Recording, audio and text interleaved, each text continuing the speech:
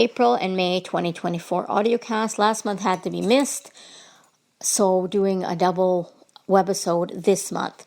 So the first one, April 2024 audiocast, promoting to your target market.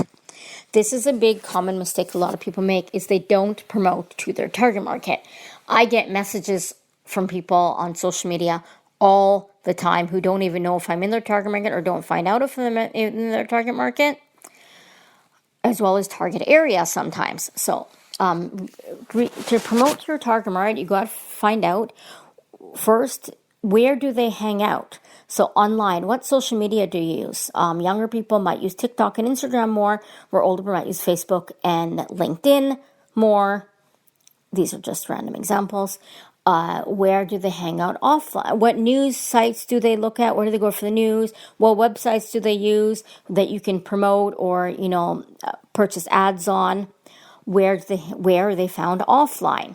So many companies will go where their target market is. So, for example, companies that sell things like bottled water a lot of times will set up near a summer festival or outdoor event. They may be promoting at the event, or they may just be outside the event area and selling things such as bottled water or cold drinks, and in the winter hot beverages such as hot chocolate or coffee or tea for when it's colder. And many people will have a business catered to, executives or the higher income bracket professional, but they go to the networking events where you reach the average consumer, and that's not where their target market is. A lot of people who have a physical product sometimes will set up a booth at like a flea market or an outdoor public market or some type of festival in order to reach their clientele.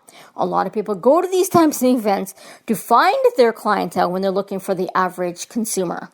So where do they hang out? How can you promote your target market? And when you reach out, find out if they're in your target market. Do they deal with the types of clients that you have services for? Especially if it's a complimentary service. So I was dealing with a company that needed to reach out to people that put on, that are event planners, and they put on certain specialized types of events. So I would do lead generation for them to find the types of industry type events that they were looking for to reach that target market, so they could talk about promoting their products or services to them, for them to present to their end client. Now, the next thing is a little bit of a giggle. May 2024 audiocast, a little bit of a giggle.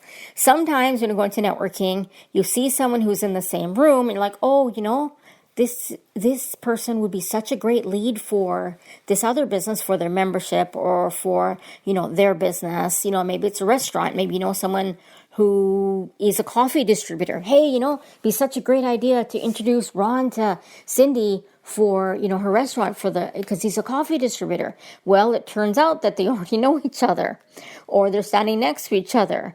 Or, you run into someone in an offline environment, you've been thinking of sending a referral to them, and you find out that referral of that same service that you're just at right now is already a client or has just become a client. This has happened a few times. So that's this month's audiocast.